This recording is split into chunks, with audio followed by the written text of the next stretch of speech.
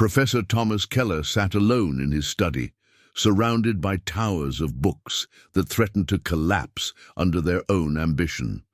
At 55, he had devoted his life to philosophical inquiry, particularly the works of Arthur Schopenhauer. The dim lamplight cast long shadows across his desk, where a worn copy of The World as Will and Representation lay open. A knock at the door startled him. His teaching assistant, Elena Voronova, entered with a stack of undergraduate papers. "Sorry to disturb you, Professor," she said, her voice carrying the faint trace of her Russian heritage. "The department asked me to remind you about tomorrow's lecture on Schopenhauer's views on gender." Thomas sighed. "The most controversial aspect of his work. I've been avoiding it for years." "Why?" Elena asked, placing the papers on his desk. "Because understanding Schopenhauer's perspective on women requires confronting uncomfortable truths about biological determinism and free will," he replied.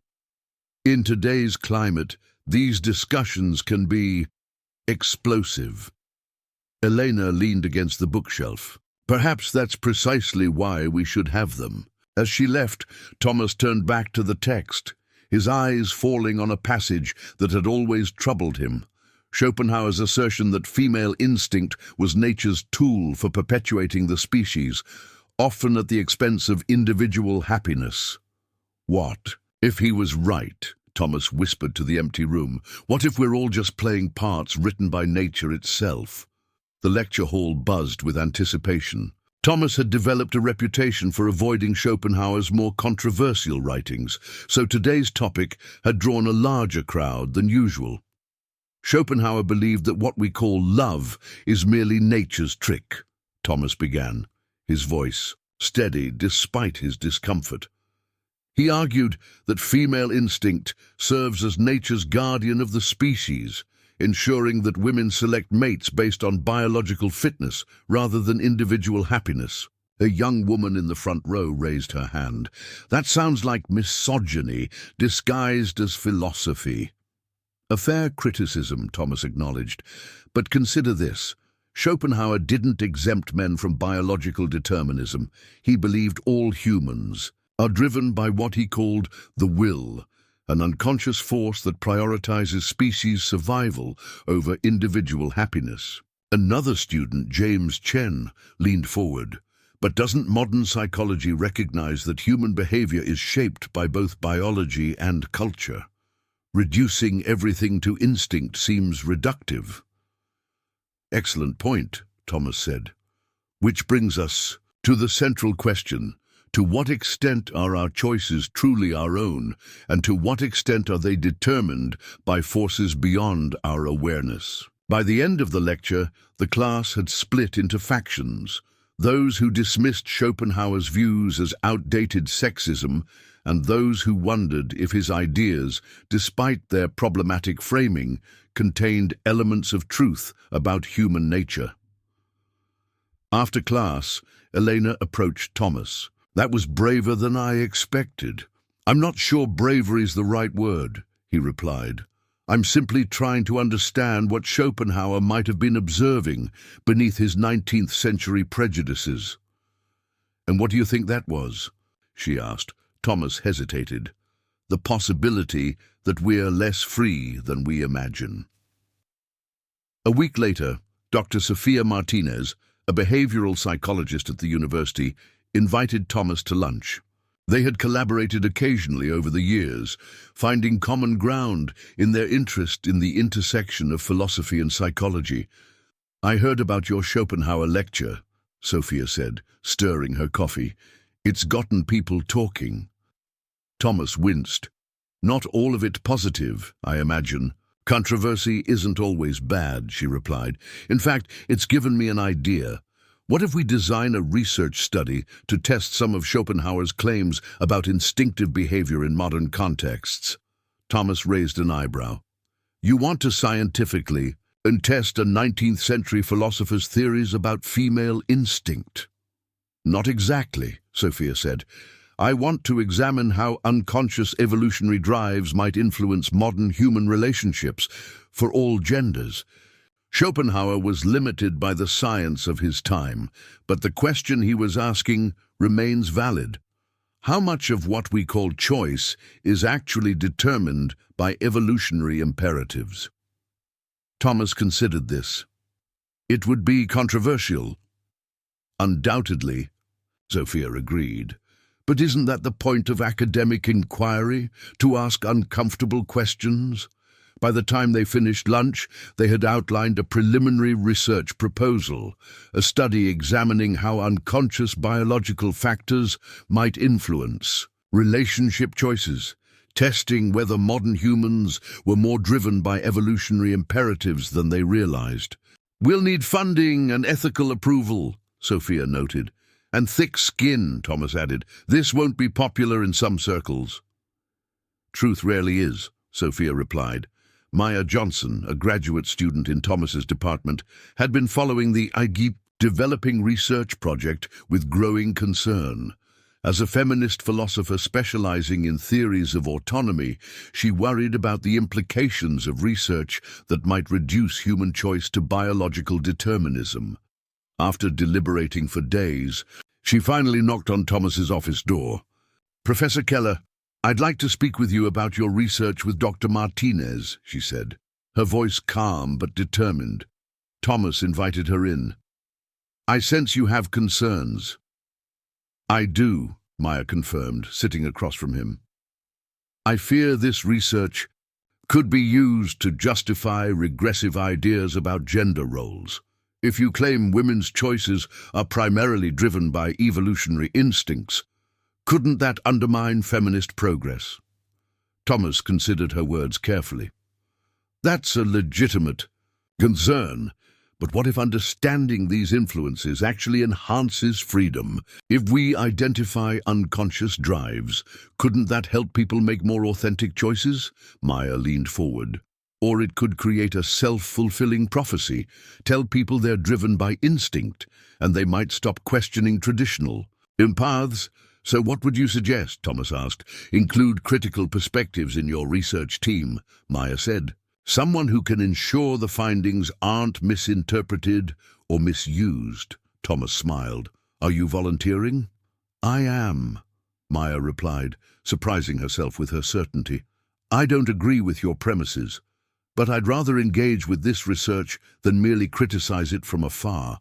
By the end of their conversation, Maya had joined the research team as an ethical consultant, bringing a perspective that would challenge both Thomas and Sophia to question their assumptions. As the research project took shape, Thomas found himself reflecting on his own life choices. Divorced for 10 years, he had thrown himself into his work, avoiding serious relationships. Had he been exercising free choice or running from biological imperatives he didn't want to face? One evening, while working late in his office, he received an unexpected visitor. His ex-wife, Catherine, now a successful architect, stood in his doorway. "I heard about your research," she said. "It made me think of us." Thomas invited her in, surprised by how easily they fell into conversation after years of distance. "Do you ever wonder," Catherine asked, "if our marriage failed because we were biologically incompatible? If nature had other plans for us?" Thomas considered this. Schopenhauer might say so. He believed nature cares nothing for individual happiness, only for producing the next generation. Catherine smiled sadly. "And we chose not to have children. By a choice," Thomas emphasized. "Not by instinct." "Are you sure?" Catherine challenged. "What if your academic ambitions were just your biology's way of saying you weren't meant to reproduce? What if my career focus was the same?" Thomas had no answer. For all his philosophical training, he couldn't definitively separate his conscious choices from potential, unconscious biological influences. As Catherine left, she turned back one last time. "That's what always frustrated me about you, Thomas. You could analyze everyone's motivations except your own. Her words stayed with him long into the night, a personal reminder that philosophy wasn't merely an academic exercise, it was a framework for understanding one's own life. The research. A team gathered in Sophia's lab, working to design a study that would be both scientifically rigorous and ethically sound. Thomas, Sophia, Elena, and Maya sat around a table covered with research papers and preliminary survey questions. We need to measure both conscious preferences and unconscious responses, Sophia explained. People will tell you what they think. They want in a partner, but their physiological responses might tell a different story. How do we control for cultural conditioning? Maya asked. If we find patterns in mate selection, how do we know if they're biological or cultural? Cross-cultural comparison, Elena suggested. If the same patterns appear across different societies, that suggests a biological component. Thomas nodded. And we need longitudinal data. Preferences change over time. Are those changes responsive to biological factors like fertility, or to cultural factors like changing social norms? What about non-heterosexual relationships? Maya added. If this is truly about biology and reproduction, how do we explain relationship patterns that don't lead to procreation? The questions multiplied faster than the answers, revealing the complexity of untangling nature from nurture, instinct from choice, in human relationships. As they worked, Thomas noticed the irony: 4 academics trying to design an objective study about instinctive behavior, while each bringing their own subjective biases to the table. Was their very attempt to understand these forces shaped by the forces themselves? By the end of the meeting, they had outlined a multi-phase study. First, surveys measuring conscious preferences. Second, controlled experiments measuring unconscious responses. And finally, in-depth interviews exploring how participants understood their own choices. This will take years, Elena noted, and will likely raise more questions than it answers, Thomas added. That's how good science works, Sophia replied. News of the research spread beyond academic circles, igniting fierce debate.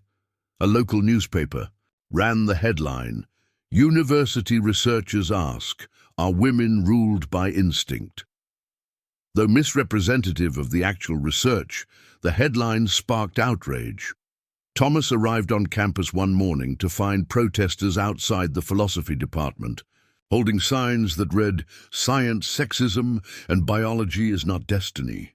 The university administration called an emergency meeting. Dean Wilson looked exhausted as Thomas, Sophia, and Maya entered his office. "I've received dozens of complaints," he said. "People are concerned that this research promotes biological determinism and undermines gender equality." "That's a misunderstanding of our aims," Sophia explained. "We're studying how evolutionary factors might influence behavior, not claiming they determine it." "The nuance gets lost in translation," the dean replied. Maya spoke up. "As the team's ethical consultant and a feminist philosopher, I share some of these concerns. But I believe it's better to conduct this research carefully and critically than to declare certain questions off-limits." Thomas nodded.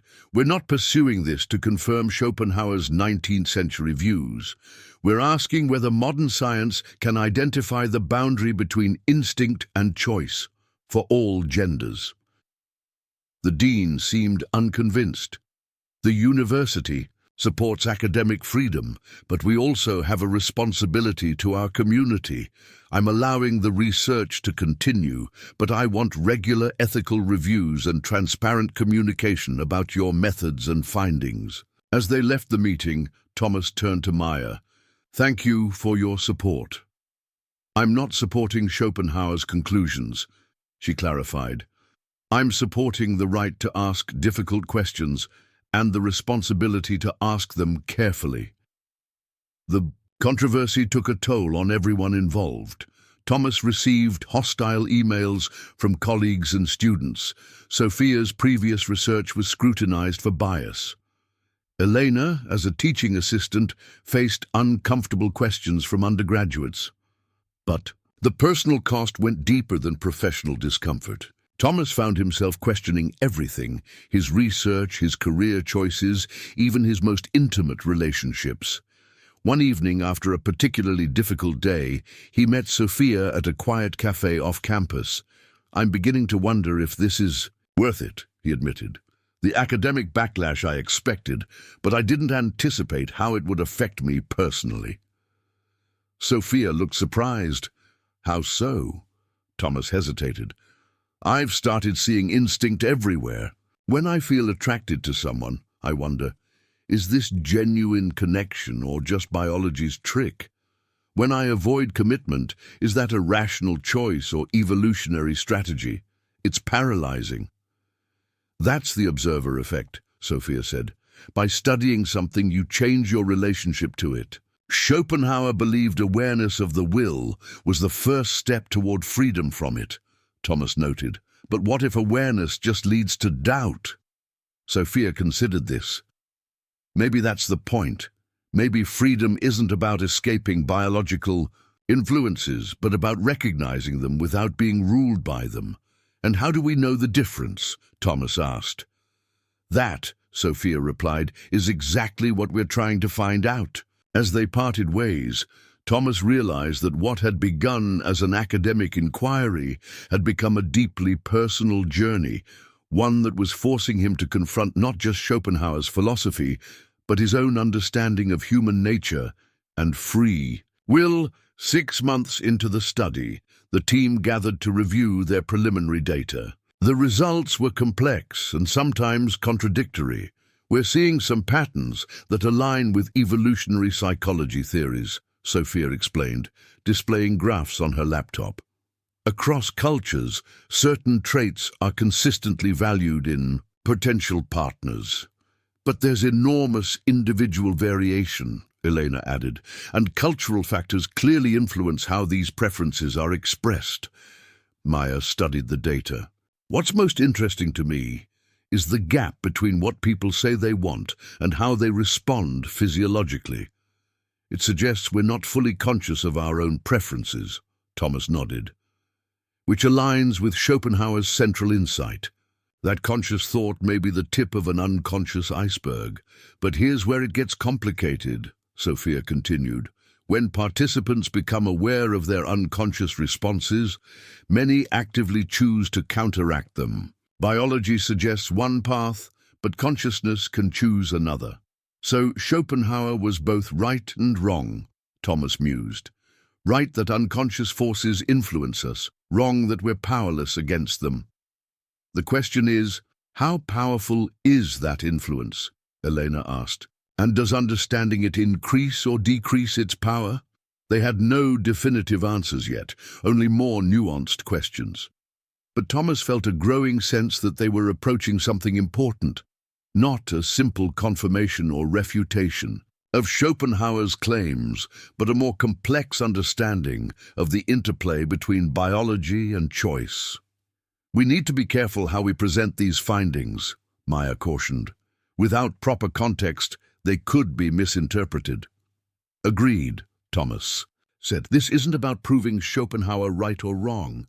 It's about understanding the forces that shape human behavior and potentially expanding human freedom by bringing those forces into awareness." As the research progressed, Thomas found himself increasingly drawn to Elena. At first, he dismissed it as mere intellectual compatibility. They worked well together, shared similar interests. But over time, he recognized it as something deeper.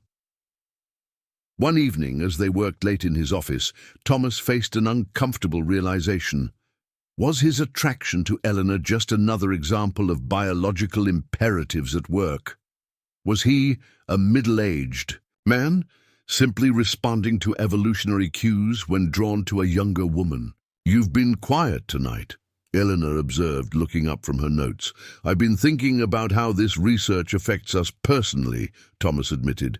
"How do we distinguish between authentic connection and biological programming?" Elena considered this. Perhaps that's a false dichotomy. Maybe authentic connection includes biological components but isn't reducible to them. Schopenhauer would say we're rationalizing our instincts, Thomas countered. And I would say Schopenhauer underestimated human complexity, Elena replied. Yes, biology influences us, but consciousness transforms those influences into something new. Her words resonated with Thomas, offering a perspective he hadn't fully considered. What if consciousness wasn't merely awareness of biological drives, but a creative force that could transform those drives into something uniquely human? "I've been afraid," Thomas confessed, "that understanding these influences would make human connection seem mechanical, predetermined. But maybe understanding them is exactly what allows us to transcend them." Elena smiled. "That sounds less like Schopenhauer and more like existentialism. We're not just passive recipients of biological programming, we're active interpreters of our own experience." As their conversation continued into the night, Thomas felt something shift in his understanding. He was still drawn to Elena, but now saw that attraction not as a simple biological response, but as something more complex. Biology transformed by consciousness, instinct elevated by awareness. As the team prepared to publish their preliminary findings, tensions emerged over interpretation. Their data showed clear evidence of unconscious biological influences on attraction and mate selection, but also demonstrated the power of conscious choice to override these influences. "We need to emphasize the role of consciousness," Meyer insisted, during a contentious meeting. "Otherwise, these findings could be used to justify biological determinism." "But we can't downplay the strength of unconscious influences," Sophia countered. "That would be scientifically dishonest." Thomas listened to the debate, seeing truth in both positions. What if the most important finding isn't about the strength of either force, but about their interaction? The data doesn't show simple determinism or complete freedom.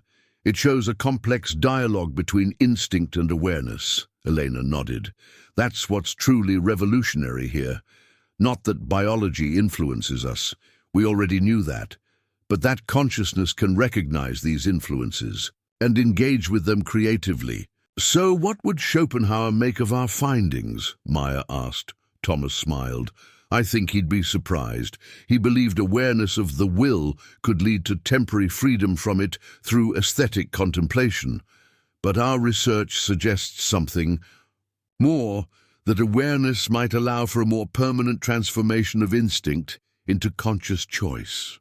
As they worked to frame their publication, Thomas realized they weren't simply testing Schopenhauer's claims.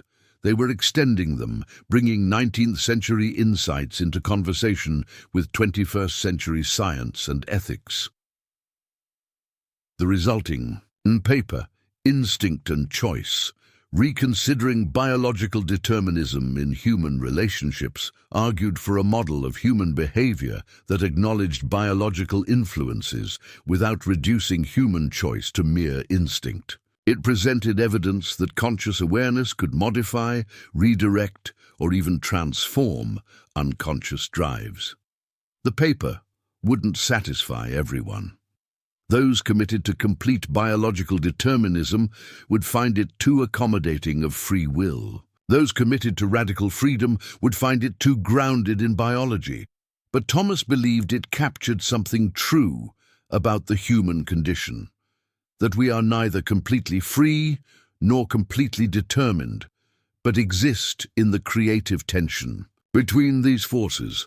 A year after the research began, Thomas gave a public lecture summarizing their findings. The auditorium was packed. Their work had generated significant academic and public interest, both supportive and critical. Schopenhauer believed that what we call love is nature's trick to ensure reproduction, Thomas began. He saw female instinct as nature's tool for perpetuating the species, often at the expense of individual happiness. Our research both confirms and challenges this perspective. He explained how their data showed clear evidence of unconscious biological influences on attraction and mate selection across cultures and contexts. But he also emphasized their most significant finding, that consciousness could recognize these influences and engage with them creatively. Schopenhauer's mistake wasn't in identifying the power of unconscious drives, Thomas explained. It was in underestimating the transformative power of consciousness. Our research suggests that awareness doesn't just temporarily suspend instinct, it can permanently transform it. As he spoke, Thomas noticed Catherine in the audience, listening intently. Next to her sat Eleanor, whose contributions to the research had been invaluable.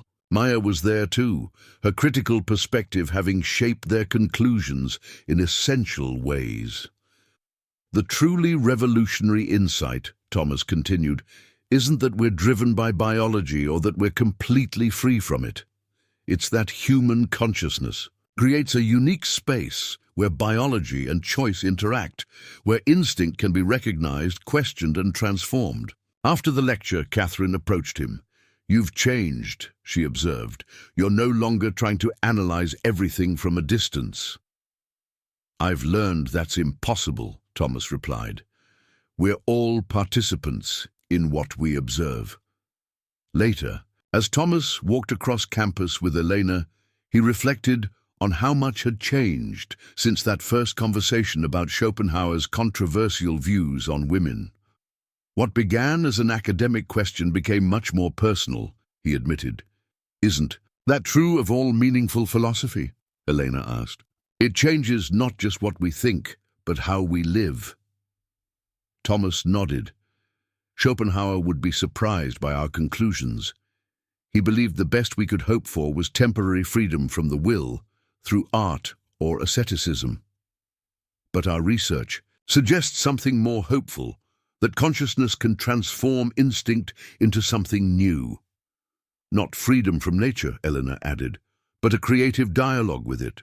As they walked in comfortable silence, Thomas realized that Schopenhauer's shocking revelation about instinct had led to an even more profound insight, that human consciousness, in recognizing its biological foundations, could transcend them, not by denying nature, but by engaging with it consciously, transforming instinct into choice, biology into biography. In that transformation lay the uniquely human capacity for both understanding and freedom, a capacity that neither pure determinism nor pure voluntarism could adequately explain. It was perhaps the most profound philosophical insight of all, that in understanding our limitations, we begin to transcend them,